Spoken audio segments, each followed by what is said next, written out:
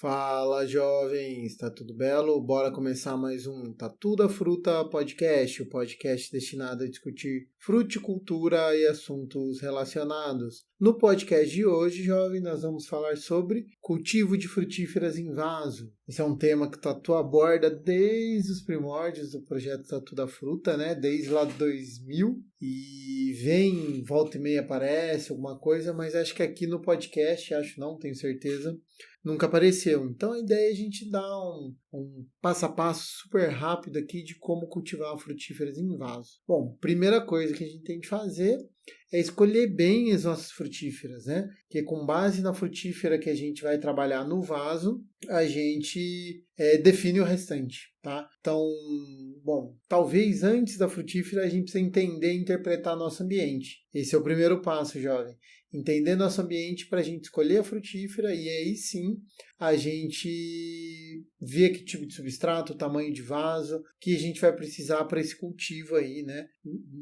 O cultivo em vaso pode ser tanto indoor como em ambiente aberto, né? Então, ambientes cobertos como ambiente aberto e vai pegar. Então, o que eu preciso, né? Basicamente, hoje, todas as frutíferas que a gente tem são frutíferas de pleno sol. Uma ou outra nativa ou uma ou outra de uso comercial tolera um leve sombreamento. E quando eu falo leve, a gente está falando algo 20%, 30%, tá? Não mais que isso. Então, se tua área não tiver um sol, pelo menos em parte do dia, né? O ideal que seria que a insolação para o cultivo em vaso, para o cultivo da frutífera, fosse o dia todo, tá? Ela recebesse insolação o dia todo. Mas é difícil. Então, o que é o mais ideal? Que ela pegue o sol da manhã e uma parte de sol da tarde. Tendo essa condição, ela é ideal, tá? Mas para a maior parte das frutíferas, se a gente conseguir algo como de 4 a 6 horas de insolação, é mais que o suficiente, tá? Isso é importante. Bom, tendo isso aí, a gente vai escolher as frutíferas que a gente precisa. Então, quais são frutíferas que não precisam de uma insolação tão grande, estão mais perto das 4 horas aqui? As mirtáceas da Mata Atlântica, por exemplo, cereja do Rio Grande, pitanga, grumichama, um próprio araçá, são frutíferas de subbosque um pouco mais baixas, né? Jabuticaba, perfeitamente em condição de baixa insolação, né? Vai super bem mesmo. E um exemplo de frutíferas de maior insolação seria a manga, os próprios citros, a goiaba, ela fica no intermediário, né?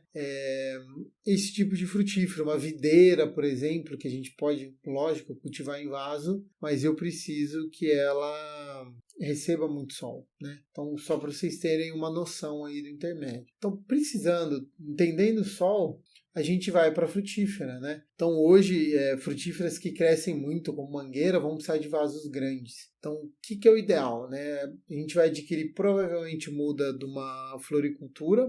Podemos produzir nossa própria muda? Podemos. Tá? A maior parte das nativas a gente vai trabalhar com frutas de semente, né? Mudas oriundas da sementinha. A gente pode fazer, quando ela tiver uns 30, 40 centímetros, eu passo para o vaso. Outras mudas, né, principalmente as comerciais, a gente vai trabalhar com mudas, na sua grande maioria das vezes, mudas enxertadas, né? Mudas ou clonadas para acelerar isso aí. Então, citros, a manga, a goiaba, quem mais? Agora deu branco, jovens. A videira, esse tipo de frutífera é muito melhor já comprar ela enxertada do que a gente fazer de semente, né? Lógico, a gente em casa sempre tem a questãozinha ali de essa frutinha gostosa, eu vou plantar a sementinha. Mas lembrem-se do período juvenil, tá? E plantas que vencem o período juvenil, elas têm muito mais vigor. Então, elas vão sofrer um pouco mais no vaso, tá? Plantas de oriundo de sementes, como elas tendem a crescer mais, elas vão ter um problema maior no vaso. Então, mudas clonadas, sempre mais interessante no cultivo do vaso. Bom, frutas que precisam de menos sol ou crescem menos, são mais interessantes para o cultivo em vaso. Eu posso trabalhar vasos menores, né? Uma jabuticaba, uma pitanga, grumichama, uma própria tangerineira, uma quincã, que são citros menores, plantas de porte menor. Eu posso trabalhar muito mais fácil em vasos, né? A figueira se dá super bem em vaso, videira, plantas que são fáceis de regular o crescimento. tá? Então a gente vai trabalhar com vasos a partir de 20 litros para frutíferas e à medida que ela vai crescendo, eu vou trabalhando vasos maiores. Se eu quiser ter uma mangueira no vaso, um vaso de 20 litros não aguenta nem o primeiro ano. Então a gente já trabalha com vasos de 40, 50 litros até, se quiser, um vaso até de 100 litros, tá? É importante a gente entender isso, que o crescimento da planta está relacionado ao volume de raiz. Então, se plantas que precisam crescer mais, eu preciso de propiciar um grande sistema radicular. Perfeito? Bom, feito isso, a gente escolhe qual o melhor substrato para essa planta, né? Via de regra, para plantas invasadas, né, que a gente fala, eu preciso de substratos o mais perto do ideal possível. Um substrato que ele é bem drenante, mas ele consegue reter bastante água, né? Então é um substrato que ele segura a água sem encharcar. É o que a gente gostaria que a gente tivesse aí, tá? Qual que é o perrengue disso? É um pouco utópico, né? E a gente tem de ver qual substrato a planta se adapta melhor. Então, se a gente puder escolher um bom substrato, né, principalmente para regiões que não tem problema de peso, sempre que eu puder ter solo no substrato, por mais que ele prejudique a drenagem, ele é mais interessante porque facilita a adubação, deixa o vaso mais denso e vai demorar mais a necessidade de trocar o substrato, né?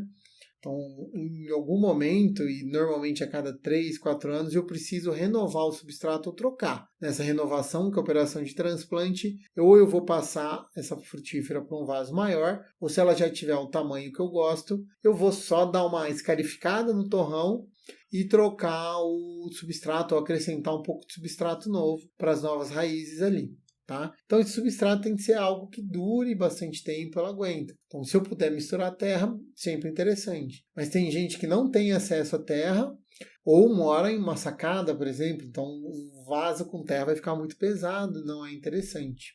Eu posso usar substratos com base casca de pinos, vermiculita, né, os Carolina Soil da vida, que são boas misturas, os Tropstatus, que vai ser casca de pinos, casca de arroz, vermiculita, turfa. Então tem várias misturas. A dica é: compre de marcas boas um substrato propício para floreira, para vaso. A gente vai achar, de preferência não adubado, tá? Que a gente vai montar nosso vasinho. Quando a gente compra o vaso, né, se eu não estou trabalhando com vasos, com um latão de 20 litros, uma bombona, essas coisas, o vaso ele vem com as marcações. Então, ele vem com os furos de drenagem, isso é importante, moçada. Antes de colocar o substrato, eu tenho de abrir os furos de drenagem, normalmente no vaso vem indicado. Se for outro recipiente, é bom fazer um de 5 a 10 furos de drenagem, furos não mais grossos que uma caneta, né? Mas é importante ter para sair. Tá? E aí o que a gente vai fazer? Os primeiros 2 dedos, né, ou a primeira marcação do vaso, eu vou usar um material drenante, então uma brita tamanho 0 ou uma argila expandida para quem tiver aí, não conseguir brita. Vou fazer uma camada de 2, 3 dedos ali de material drenante. E aí o que a gente vai trabalhar, né? Não tenho tatu, não tenho brita, não tenho material drenante, argila expandida. Usa areia grossa, né? Nunca areia fina. Para cultivo, areia fina não serve. Então, a areia grossa é a melhor para qualquer coisa na agricultura, para vaso é diferente. Então, eu coloco esse material drenante ali. A brita e a argila expandida é mais interessante porque ela dificulta, aera mais, dificulta o crescimento radicular, então dificulta a raiz sair do vaso. Tá? Bom, o que é o ideal do ideal? Esses 2, 3 dedos do material drenante e eu entrar com uma manta ali. Pode ser um pedaço de tela, de um telado de cobertura, de uma estufa, uma telinha bem fina, ou se não uma manta tipo bidim. O pessoal usa muito para talude, em qualquer casa de jardinagem a gente acha que é uma manta bem fibrosa, né? Que dificulta a passagem da raiz pela quantidade de fibra. E aí ela funciona como um filtro e realmente a raiz não passa, o substrato vai ficar filtrado. Se descer água pelo vaso, vai ser uma aguinha limpa, tá? Fiz isso, eu posso fazer uma camadinha fina em cima dessa manta ou dessa telinha de areia grossa, para ela firmar, e depois eu entro com o meu substrato que eu escolhi. Minha mistura de terra, minha mistura de substrato, meu substrato comercial, e eu vou enchendo ele da seguinte forma: 25% do volume de substrato e vou mexer o vaso, vou bater o vaso para ele assentar. Mais 25%, né, 50%, mesmo processo, mais 25%, 75%, perfeito? Quando eu tiver no 75%, normalmente para vasos de 20 litros, deve estar faltando um palmo ali para ele terminar de encher, para chegar na última marcação, que é o que a gente deixa de borda do vaso ali, tá? É o momento que eu vou plantar a minha mudinha. Lembre-se, todo plantio, né, segue a mesma regra de um plantio espetacular, de um bom plantio. Eu vou colocar a muda e ela tem de ter contato imediato com o substrato, não pode ter bolsão. Então, quando eu coloco a minha muda no 75, eu tenho espaço para acomodar ela. Então, eu vou cortar o fundo do saquinho, tirar a raiz enovelada, escarificar o torrãozinho, sem problema algum, a gente vai fazer isso. Mas eu vou colocar ela lá e vou chegar ao substrato de forma a preencher a lateral, né? Eu nunca vou firmando o substrato de cima para baixo. Eu vou movimentando ele na lateral de forma que o substrato tenha aderência com o torrão da minha muda ou com as raízes da minha muda, tentando expulsar o ar possível. Nunca vou fazer um movimento de compressão, de apertar, tá? Porque isso eu posso estar compactando o substrato e é ruim. Feito isso, completei ali, né? A hora que a muda estiver bem acomodada, eu completo o substrato para 100% do volume do vaso, né? Quando o Tatu está falando 100%, 100% do volume de substrato que eu vou usar. Todo vaso eu preciso deixar 2 dedos de borda, justamente para facilitar o processo de irrigação, tá? Então, se eu botar o vaso até o talo, a hora que eu irrigar, a água às vezes chega a empoçar um pouquinho, não infiltra toda de uma vez, ela vai jogar o substrato todo para fora e vai fazer bagunça. Então eu deixar 2 dedinhos de substrato sem substrato é importante, perfeito? Fiz esse plantio, moçada, então vai estar num ambiente que pega sol de 4 a 6 horas, de preferência o sol da manhã e início de tarde. O sol da tarde ele é muito quente, então para uma planta envasada é complicado, né? Então deem preferências para recipiente de cor clara, para não aquecer demais a raiz. E eu vou molhar, né? O vaso, lembre que a planta está restrita, ela não está no chão, então eu tenho de molhar todo santo dia. A primeira rega é muito importante pós-plantio, porque eu vou trabalhar o adensamento do substrato, a acomodação do substrato, né? Quando eu faço o processo de encher o vaso e vir chacoalhando, ele já vai acomodando, mas mesmo assim ainda tem muito espaço, muito ar ali que não é interessante, muito bolsão de ar. Então como que a gente vai fazer a primeira molhação do vaso, vamos dizer assim? A gente vai fazer igual esse povo do café gourmet. Então eu jogo uma primeira quantidade de água ali para umedecer o substrato, dou um tempinho. Depois eu venho com um volume de água conhecido, né? Em 3 a 4 vezes até saturar o vaso todo e a água sair limpa pelos buraquinhos de drenagem, tá? Então, esse processo vai ser umas 4, 5 vezes, né? De forma que o substrato vai acomodando. À medida que eu jogo a água, ele incha e quando drena, ele vai encaixando ali um no outro de uma forma mais natural do que eu apertar com a minha mão. Feito isso, minha mudinha está plantada.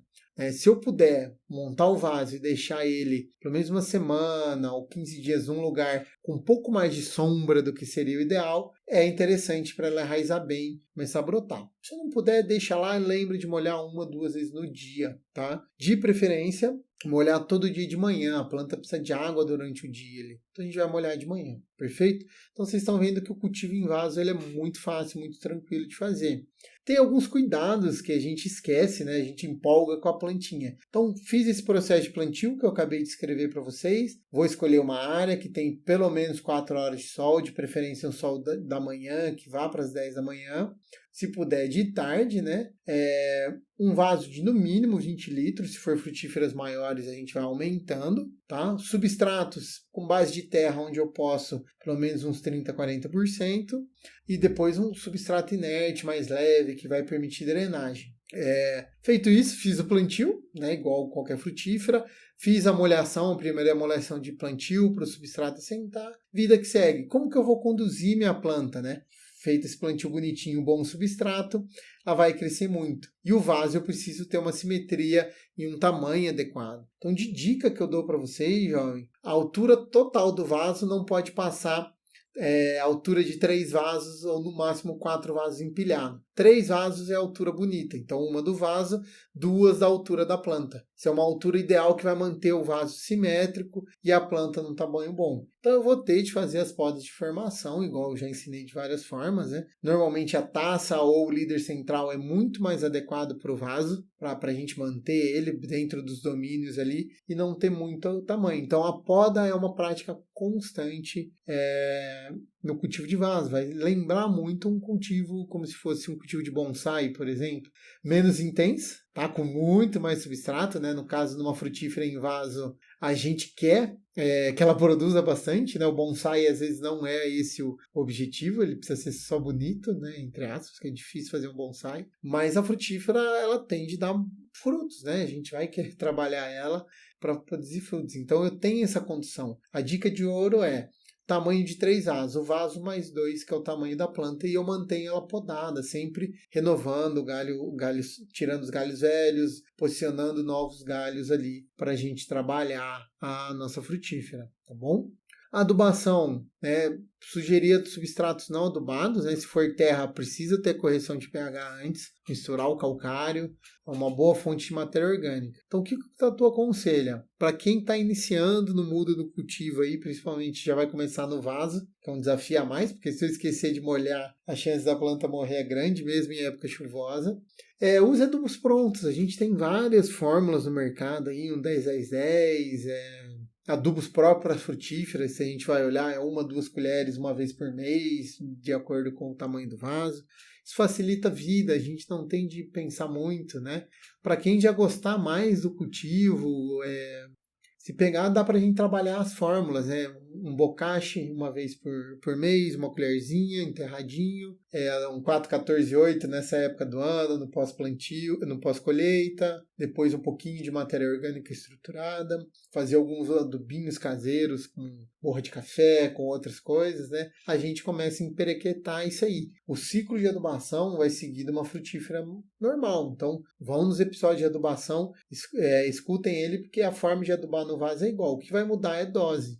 E no vaso, sempre, se tiver de errar, sempre errar para menos. Se errar para mais o adubo, mesmo adubo orgânico, a gente pode estar salinizando, pode estar estressando nossa plantinha, tá bom? Cultivo em vaso, manejo de praga e doença é igual, né? Lógico, no vaso vai estar perto de casa, no quintal. Vamos partir para os cultivos orgânicos, né? De preferência, aplicações do meio para o final da tarde, para ela ter um bom efeito, uma boa interação. Fechou? Jovem, a ideia é trabalhar o básico, né? O Tatu falou assim, em menos de 20 minutos, um basicão de como plantar e como manejar essa frutífera em vaso. A gente vai voltar com alguns outros episódios desse tema, é um tema que eu gosto muito. Nos perfis do TikTok e Instagram, né, que são os mais ativos aí, tem muito conteúdo e vai ter ainda mais. Fechou? No mais, um abraço e até a próxima.